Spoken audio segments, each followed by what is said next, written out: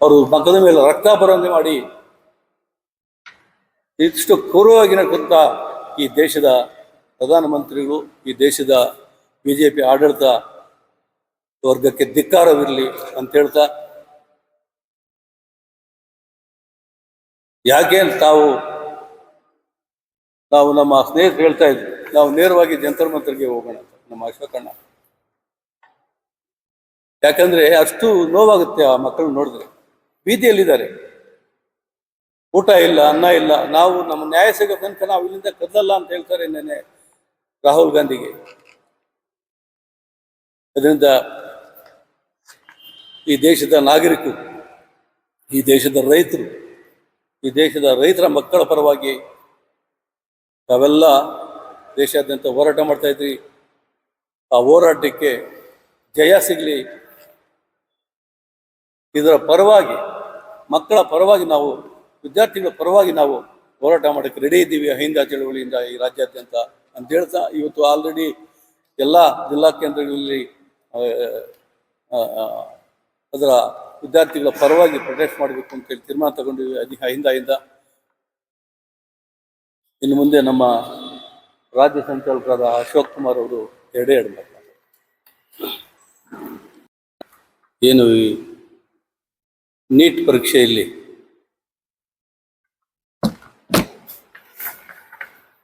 ಪ್ರಶ್ನೆ ಪತ್ರಿಕೆ ಸೋರಿಕೆ ಆಗಿದೆ, ಅದರ ಪರವಾಗಿ ಇವತ್ತು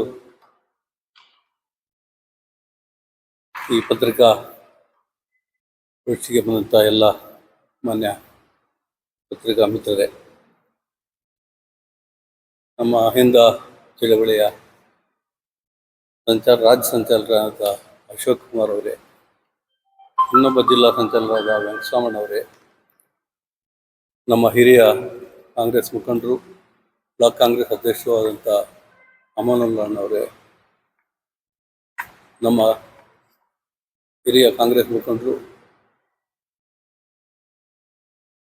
ಅಹಿಂದ ರಾಜ್ಯ ಸಂಘಟಕರಾದಂಥ ಕಾರ್ಗಿಲ್ ವೆಂಕಟೇಶ್ ಅವರೇ, ಶಂಕರಪ್ಪ ಅವರೇ, ಮುಜು ಅವರೇ, ನಮ್ಮ ವೆಂಕಟರೆಡ್ಡಿ ಅವರೇ, ಶಂಕರ್ ಅವರೇ, ಇವತ್ತು ಈ ದೇಶದಲ್ಲಿ ಮಾನ್ಯ ರಾಷ್ಟ್ರಪತಿಗಳವರಿಗೆ ನಾವೊಂದು ನಿನ್ನೆ ತಾನೇ ಫ್ಯಾಕ್ಸ್ ಸಂದೇಶವನ್ನು ಕಳಿಸಿ, ಏನಿವತ್ತು 26 ಲಕ್ಷ ಜನ ನೀಟ್ ಪರೀಕ್ಷೆಯಲ್ಲಿ ಬರೆದು ಅದು ಲೀಕ್ ಆಗಿದೆ, ಅದರಿಂದ ಅದನ್ನು ರಿಜೆಕ್ಟ್ ಮಾಡಿ ನೀಟ್ ಪರೀಕ್ಷೆಯನ್ನು, ಏನು ಎಕ್ಸಾಮ್ ಬರೆದ ಮೇಲೆ ಇನ್ನೊಂದು ನೀಟ್ ಪರೀಕ್ಷೆ ಮಾಡ್ತೀವಿ ಅಂತೇಳಿ ಏನು ತೀರ್ಮಾನ ತಗೊಂಡು ಕೇಂದ್ರ ಸರ್ಕಾರ.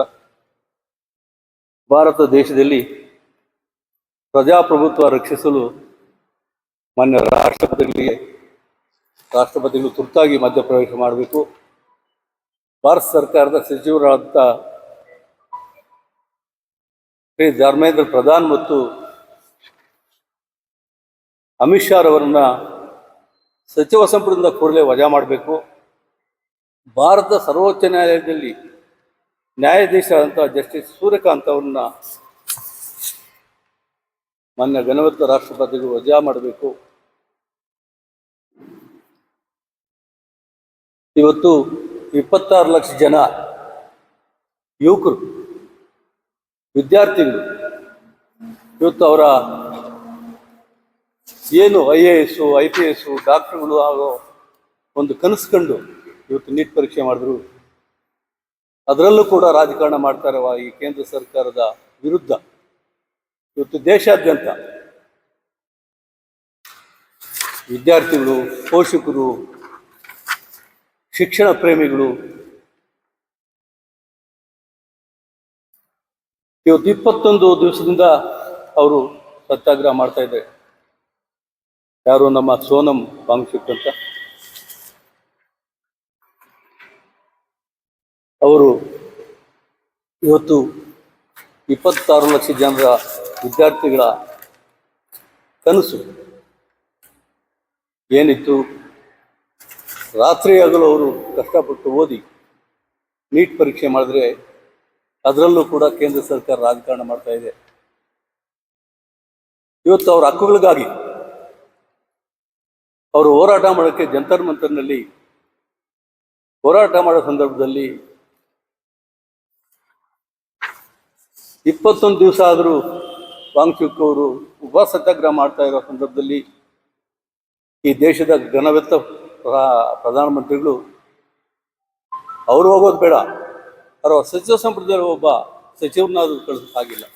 ಅಂದರೆ ಈ ದೇಶದ ಬಡವರ, ಈ ದೇಶದ ರೈತರ ಮಕ್ಕಳ ಒಂದು ಕಷ್ಟಗಳಿಗೆ ಸ್ಪಂದಿಸಿದೆ. ಇವತ್ತು ಈ ದೇಶದಲ್ಲಿ ಅವರು ಅಧಿಕಾರಕ್ಕೆ ಬಂದಾಗ ಯುವಕರಿಗೆ ವರ್ಷಕ್ಕೆ 2 ಕೋಟಿ ಉದ್ಯೋಗ ಕೊಡ್ತೀವಿ ಅಂತ ಹೇಳಿದ್ರು. ಉದ್ಯೋಗ ಅಲ್ಲ, ಅವರ ರಾಜಕೀಯ, ಅವರ ಏನು ಅವರ ದೌರ್ಜನ್ಯ ಇದೆ ಇವತ್ತು ಈ ದೇಶದ ಜನ 21 ದಿವಸದಿಂದ ನೋಡ್ತಾ ಇದ್ದಾರೆ. ಯಾಕೆ ಶಿಕ್ಷಣ ಪ್ರೇಮಿಗಳು ಇವತ್ತು ಹೋರಾಟ ಮಾಡ್ತಾ ಇದ್ದಾರೆ ಜಂತರ್ ಮಂತರ್ನಲ್ಲಿ?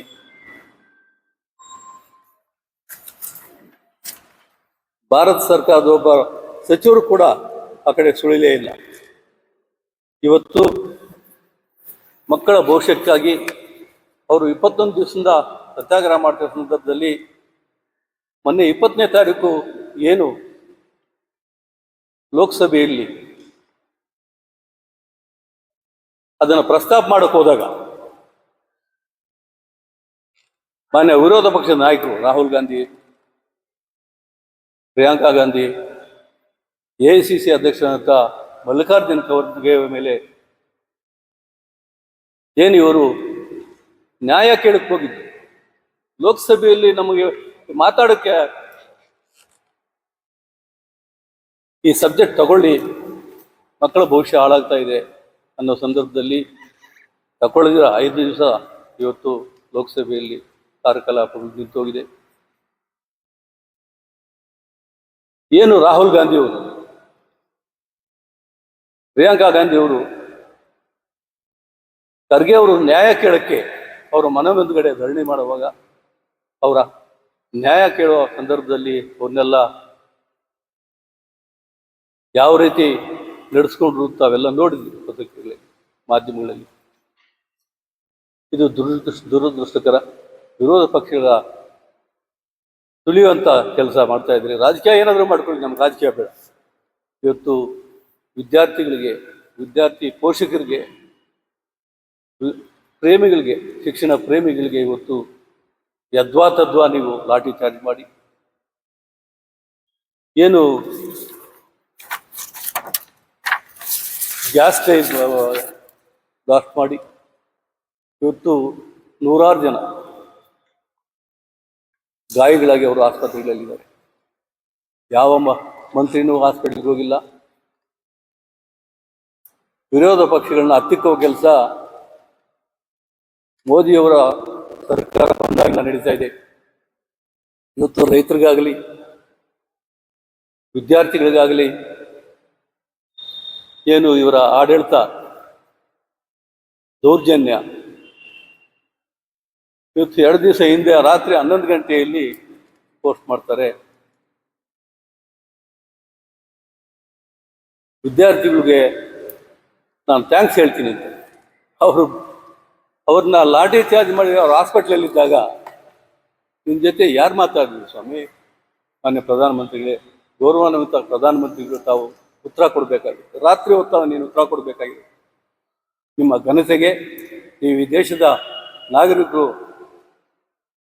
ಅದೇ ನಾಗರಿಕರು, ಅದೇ ವಿದ್ಯಾರ್ಥಿ ನೀವು ಓಟ್ ಹಾಕಿ ಗೆಲ್ಸಿದ್ರೆ ಅದು ಮರಿಬೇಡ. ನಿಮ್ಮ ಪಕ್ಷಕ್ಕೆ ಇವತ್ತು ಅಂತ್ಯಕಾಲ ಬಂದಿದೆ. ಯಾವುದೇ ಕಾರಣಕ್ಕೂ 2029ರಲ್ಲಿ ಇದೇ ವಿದ್ಯಾರ್ಥಿಗಳು, ಇದೇ ಓಟ್ ಹಾಕಿ ನಿನ್ನ ಗೆಲ್ಲಿಸಿದ ವಿದ್ಯಾರ್ಥಿಗಳು ನಿನ್ನ ವಿರುದ್ಧವಾಗಿ ಮತ ಹಾಕ್ತಾರೆ. ನೀವು ಇವತ್ತು ಈ ಮತ್ತೊಂದೆಡೆ ಜಂತರ್ ಮಂತರ್ನಲ್ಲಿ ಏನು ಪೊಲೀಸವ್ರ ಜೊತೆ ದೇಶದ್ರೋಹಿಗಳು ಮುಫ್ತಿಯಲ್ಲಿ ಬಂದು ವಿದ್ಯಾರ್ಥಿಗಳ ಮೇಲೆ ದೌರ್ಜನ್ಯ ಮಾಡ್ತಾರೆ. ಆ ವಿದ್ಯಾರ್ಥಿಗಳು ಜಂತರ್ ಮಂತರು ಡೆಲ್ಲಿ ಮುಖ್ಯ ದ್ವಾರಗಳಲ್ಲಿ ಮಲಗ್ತಾ ಇದ್ದಾರೆ, ಯಾರೂ ಹೋಗಿಲ್ಲ ಅವ್ರ ಹತ್ರ. ಅದರ ವಿರುದ್ಧವಾಗಿ ಪೊಲೀಸರ ಮಾರಣಾಂತಿಕ ಹಲ್ಲೆ ಪ್ರಜಾಪ್ರಭುತ್ವದ ಕಗ್ಗೊಲೆಯನ್ನು ಆಗ್ತಾ ಇದೆ ಅನ್ನೋ ಭಾವನೆ ಬರ್ತಾ ಇದೆ. ಇವತ್ತು ಈ ದೇಶದಲ್ಲಿ ಸರ್ವಾಧಿಕಾರಿ ಧೋರಣೆ ತೋರ್ತಾ ಇದ್ದಾರೆ. ಪ್ರತಿಭಟನಾಕಾರರ ಮೇಲೆ ದೌರ್ಜನ್ಯ ಆಗಿದ ವಿಡಿಯೋಗಳು ಸಿಡಿಗಳನ್ನ ಎತ್ಕೊಂಡೋಗಿ ಗೌರವಾನ್ವಿತ ಸುಪ್ರೀಂ ಕೋರ್ಟ್ನ ನ್ಯಾಯಾಧೀಶರಾದ ಜಸ್ಟಿಸ್ ಸೂರ್ಯಕಾಂತ್ ಅವರಿಗೆ ಕಂಪ್ಲೇಂಟ್ ಕೊಟ್ಟರೆ ಆ ಗೌರವಾನ್ವಿತ ಜಸ್ಟಿಸ್ ಸೂರ್ಯಕಾಂತ್ ಅವರು ಹೇಳ್ತಾರೆ, ನಾನು ಇದನ್ನು ನೋಡೋಕ್ಕೆ ನನಗೆ ಟೈಮ್ ಇಲ್ಲ ಅಂತಾರೆ. ಇನ್ನೇನಿದೆ ಸ್ವಾಮಿ ಟೈಮ್ ನಿಮಗೆ? ಬಿ ಜೆ ಪಿಯವರ ಬೂಟನ್ನು ನೆಕ್ತಾ ಇದ್ದೀರಾ ನೀವು? ಈ ದೇಶದ ನಾಗರಿಕರ ಪರವಾಗಿರಬೇಕಾ ಅಂತ ಜಸ್ಟಿಸ್ ಇವತ್ತು ಯಾರ ಕಾಲ ಕೆಳಗಡೆ ಕೆಲಸ ಮಾಡ್ತಾ ಇದ್ದೀವಿ?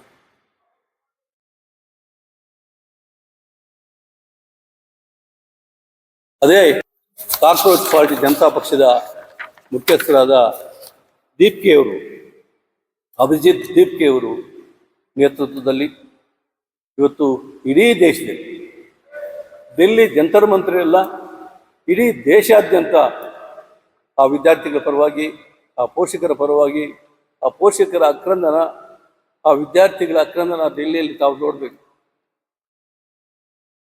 ಅವ್ರ ಹಕ್ಕುಗಳಿಗಾಗಿ ಹೋರಾಟ ಮಾಡ್ತಾ ಇದ್ರೆ ಅವ್ರ ಮೇಲೆ ದೌರ್ಜನ್ಯ ಮಾಡ್ತಿರಲ್ಲ ನೀವು ಮನುಷ್ಯರ. ನಿಮ್ಮ ಮಕ್ಕಳು ವಿದ್ಯಾಭ್ಯಾಸಕ್ಕೆ ಹೋದಾಗ ನಿಮ್ಗೆ ಅನಿಸಲ್ವಾ? ಬಿಡಿ, ಪ್ರಧಾನಮಂತ್ರಿಗಳ ಮಕ್ಕಳಿಲ್ಲ ಮರಿಲಿಲ್ಲ, ಅವ್ರ ಕದೇ ಬಿಡಿ. ನೀವು ಮಂತ್ರಿಗಳಿದ್ದೀರಲ್ಲ, ನಿಮ್ಮ ಮಕ್ಕಳು ಓದಿಲ್ವಾ? ನಿಮ್ಮ ಮಕ್ಕಳಿಗೆ ಈ ಲಾಠಿ ಚಾರ್ಜ್ ಮಾಡಿದ್ರೆ ನೀವು ಸುಮ್ಮನೆ ಕೊಡ್ತೀರ? ಯಾವೊಬ್ಬ ಮಂತ್ರಿ ಕೂಡ ಆ ಕಡೆ ನೋಡಿಲ್ಲ. ಅದರಿಂದ ಏನು ನಾವು ಇದರ ಪ್ರಧಾನಮಂತ್ರಿಗಳ ವಿರುದ್ಧವಾಗಿ ಮೋದಿ ಸರ್ಕಾರದ ದೇಶದಲ್ಲಿ ಪ್ರಜಾಪ್ರಭುತ್ವವನ್ನು ಶಕ್ತಿಹೀನಗೊಳಿಸ್ತಾ ಇದೆ, ನಿರಂಕುಶ ಸರ್ವಾಧಿಕಾರ ಆಡಳಿತ ವ್ಯವಸ್ಥೆ ತರುವ ಪ್ರಯತ್ನಗಳು ಮಾಡ್ತಿದೆ. ದೇಶದಲ್ಲಿ ಪ್ರಭುತ್ವ ಉಳಿಸಲು ಮತ್ತು ರಕ್ಷಿಸಲು ತುರ್ತಾಗಿ ರಾಷ್ಟ್ರಪತಿಗಳು ಮಧ್ಯಪ್ರವೇಶಿಸಬೇಕು. ಭಾರತ ಸರ್ಕಾರದ ಗೃಹ ಸಚಿವ ಅಮಿತ್ ಶಾ ಮತ್ತು ಶಿಕ್ಷಣ ಸಚಿವ ಧರ್ಮೇಂದ್ರ ಪ್ರಧಾನ್ ಅವರನ್ನು ಕೂಡಲೇ ಸಂಪುಟದಿಂದ ವಜಾ ಮಾಡಬೇಕು. ಅದೇ ರೀತಿ ಏನು ದಿನಾಂಕ 27/2026 ದೆಹಲಿಯಲ್ಲಿ ಪ್ರತಿಭಟನಾಕಾರರ ವಿರುದ್ಧ ಪೊಲೀಸರು, ನಕಲಿ ಪೊಲೀಸರು, ವೇಷಧಾರಿಗಳು ಮಾಡಿದ ಮಾರಣಾಂತಿಕ ಹಲ್ಲೆ ದೌರ್ಜನ್ಯದ ಬಗ್ಗೆ ನ್ಯಾಯಾಂಗ ತನಿಖೆ ಮಾಡಿಸಬೇಕು. ದಿ ಜಡ್ಜಸ್ ಎನ್ಕ್ವೈರಿ ಆಕ್ಟ್ 1968 ಕಾನೂನು ಅವಕಾಶಗಳು ಮತ್ತು ಪ್ರಕ್ರಿಯೆಗಳ ಮೂಲಕ ಸರ್ವೋಚ್ಚ ನ್ಯಾಯಾಲಯದ ಹಾಲಿ ನ್ಯಾಯಾಧೀಶ ಜಸ್ಟಿಸ್ ಸೂರ್ಯಕಾಂತ್ ಅವರನ್ನು ವಜಾಗೊಳಿಸಬೇಕು. ಶಾಸನಬದ್ಧ ಮತ್ತು ಸ್ವಾತಂತ್ರ್ಯ ಸಮಸ್ಯೆಗಳಾದ ಮಕ್ಕಳ ಆಯೋಗ, ರಕ್ಷಣಾ ಆಯೋಗ, ಮಹಿಳಾ ಆಯೋಗ, ಮಾನವ ಹಕ್ಕುಗಳ ಆಯೋಗ ಇವುಗಳು ಪಕ್ಷಾತೀತವಾಗಿ ಮಾನವೀಯ ಸಂವೇದನೆಗಳೊಡನೆ ಕಾರ್ಯನಿರ್ವಹಿಸಬೇಕು ಅಂತ ಹೇಳ್ತಾ, ಈ ರಾಜ್ಯ ಅಹಿಂದ ಚಳವಳಿ ಇವತ್ತು ನೇರವಾಗಿ ರಾಷ್ಟ್ರಪತಿ ಭವನಕ್ಕೆ ನಿನ್ನೆ ಫ್ಯಾಕ್ಸ್ ಕಳಿಸೋದ್ರ ಮುಖಾಂತರ ಇದರ ಬಗ್ಗೆ ಕೂಲಂಕಷವಾಗಿ ತನಿಖೆ ಮಾಡಿ ವಿದ್ಯಾರ್ಥಿಗಳಿಗೆ, ವಿದ್ಯಾರ್ಥಿ ಪೋಷಕರಿಗೆ ಅನುಕೂಲವಾದ ರೀತಿಯಲ್ಲಿ ಗೌರವಾನ್ವಿತ ರಾಷ್ಟ್ರಪತಿಗಳು ಆದೇಶಿಸಬೇಕು ಅಂತ ಹೇಳ್ತಾ, ಇವತ್ತು ಮಾನ್ಯ ರಾಹುಲ್ ಗಾಂಧಿಯವರು ಇವತ್ತು ಪ್ರಧಾನಮಂತ್ರಿ ಮೋದಿ ಮನೆ ಮುಂದುಗಡೆ ಧರಣಿ ಮಾಡೋ ಸಂದರ್ಭದಲ್ಲಿ ವಿರೋಧ ಪಕ್ಷ ನಾಯಕರು ಅಂದರೆ ಡಿಫ್ಯಾಕ್ಟೋ PM ಇದ್ದಂಗೆ, ಪ್ರಧಾನಮಂತ್ರಿಗಳ ಈಕ್ವಲ್ ಸ್ಥಾನವಾಗಿ